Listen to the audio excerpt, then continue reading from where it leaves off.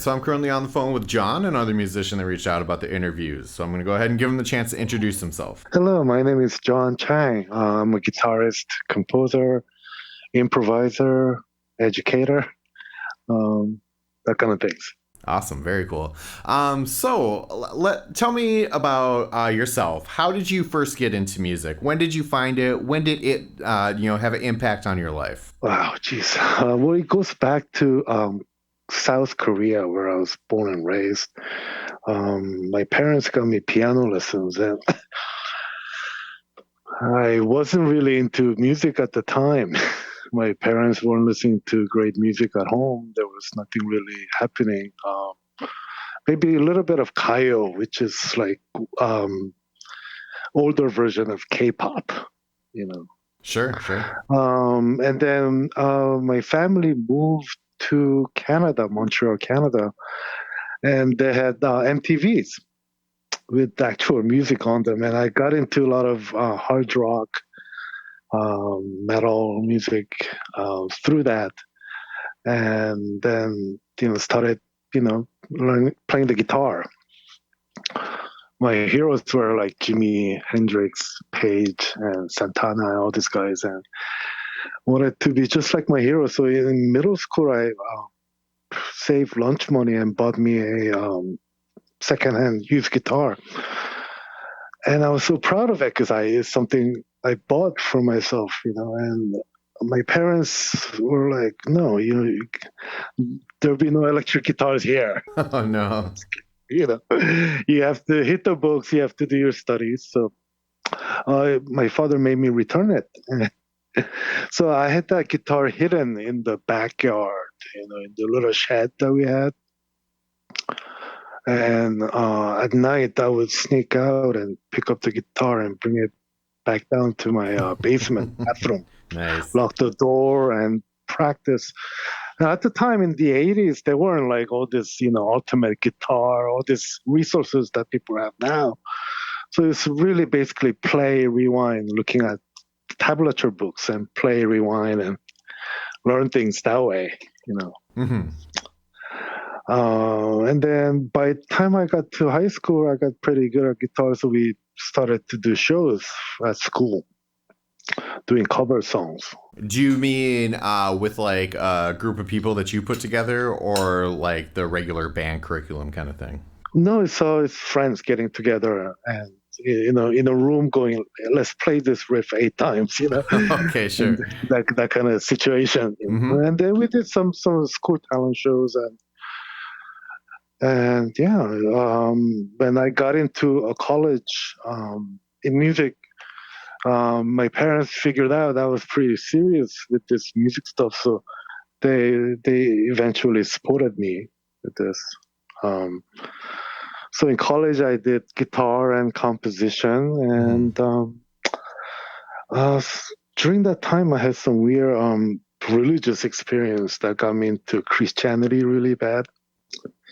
So I ended up playing in some contemporary Christian bands, and I eventually moved to New York to enrolled in a seminary, looking to become a Catholic priest.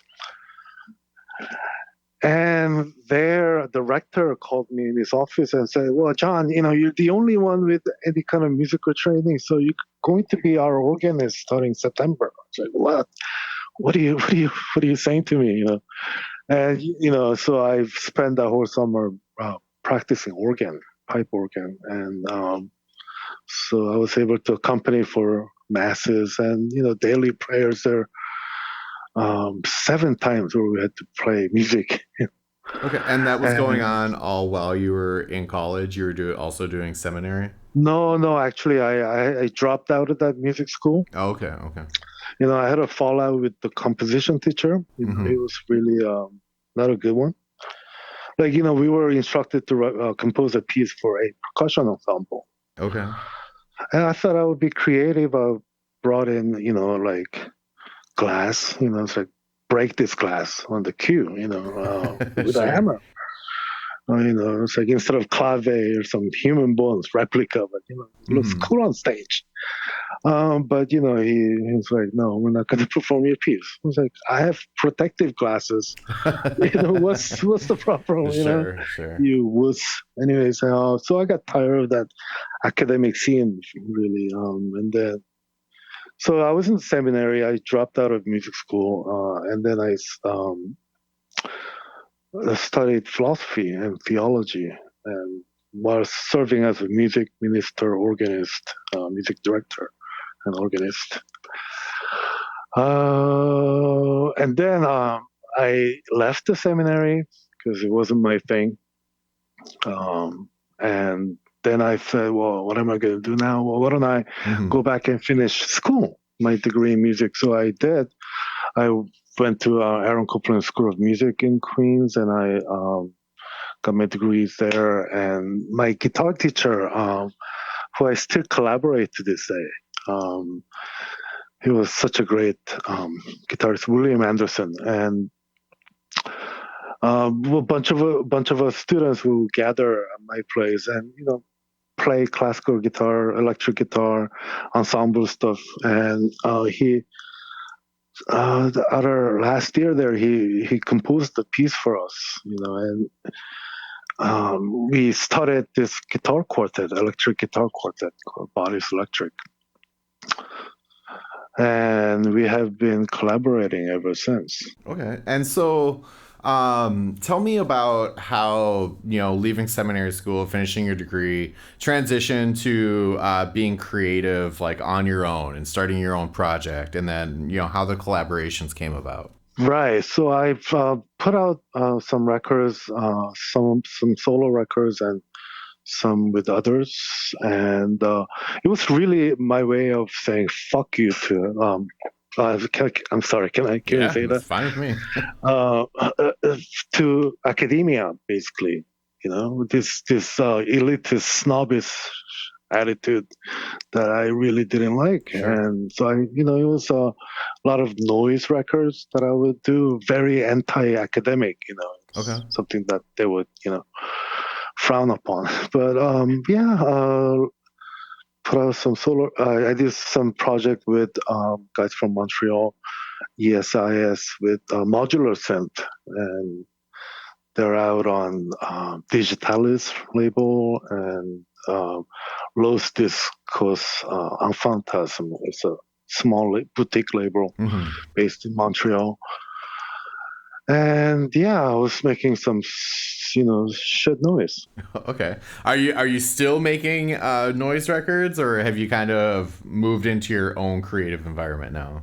Well, not so much anymore. I mean, my first real gig outside of schools and those little bar was in '95, 1995, Montreal Noise Fest. It was very exciting debut. I had a stage full of electric guitars and basses that were tuned and detuned in some ways, and I had stomp boxes with weed eater on stage. I would play those strings with those weed eaters, and it sounded incredible. And and that was my first gig in Montreal. Yeah, So it's been a significant amount of time from there to where we are now. What have you yeah, been working sure. on since then? What sort of projects have you been involved in? Well, it's a lot of those guitar music, performing new music by living composers. And but I've been doing a lot of teaching lately for the past 10 years or so. Hmm. So I haven't got very creative because of my teaching schedule, but Okay. I did write a piece recently for a classical guitar orchestra, Hmm.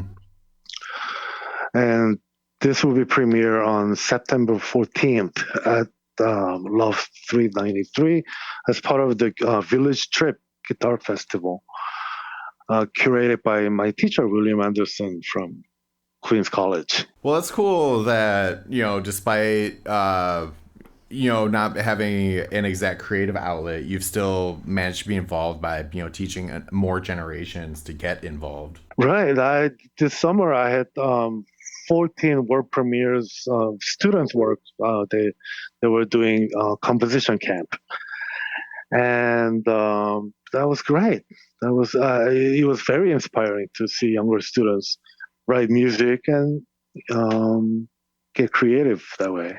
Yeah, it's really all about like validating, their ideas. Like if they will write like a measure of things, and if I can pull something from the tradition and say, well, you have to listen to this one because I think both of you are in the same direction, and they go home, listen to that piece, and they come back changed, in a way, and it's very inspiring. Yes. So, what do you feel is up next for you? What are you looking to get involved in? Oh, gee, whatever that comes my way. I'm really tired of the bar scene gigging. Like, I used to play in um, different bands, for corporate gigs and, Hawaiian bands and whatever. But no, I would like to write more music for people around me. I have so many great um, group of musicians friends who are amazing, and I'm gonna start writing for them a little more. Okay, so Try to carve out time. do you get brought in to do like session work, or is it just kind of a group of your friends that you play with? Well, kind of both. Okay, so with all the time that you've been, teaching music and also working with your friends, creating music, what are some of your favorite memories that like keep you motivated and want to keep working on music? Wow.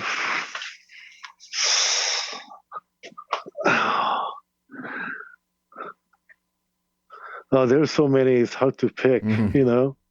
But that's basically the lifestyle. Yeah, it's an everyday thing So for me. essentially, just being involved with music, constantly participating with it, Right, right. having Yeah, I mean, a gentle tutelage of the generations coming up, and then also working with your friends, kind of thing. right. Like conducting choir Hmm. for elementary students, and they go out and they sing the national anthem for before a game. It's very exciting, and yeah, student compositions, the recitals at the end. It's very moving. Especially the senior recitals. It's a combination of their whole music education. Sure, awesome. So, do you have anywhere people can check out your stuff and listen to what you're doing? Sure, I have 'cause we're not really selling music now anymore, so they're all free Hmm. on YouTube. So I'll send you a couple of YouTube links. Okay. Some of my own music and some of my students. I have a channel just for my students' work. Uh, Awesome. And I'll make sure that all that stuff gets tagged in the description, everything. So I always like to give the person I'm interviewing the opportunity to put out their last word. So a message you feel you resonate with that you want to put out there for people to hear. People, I mean, musicians, right? Yep. Or just people in general. That's okay too. Life in general. Well, I mean, for musicians, I would say do your thing. Don't wait. Do your thing, and don't do it in the basement. Come out and do it. I would love to check it out. I am always open Hmm. to hear new music, and I'm very excited about um, amazing music that's still happening. And for non-musicians, well, be happy. That's everything that we do is for the eventual happiness. Um, so yeah, get there. Let's all get there.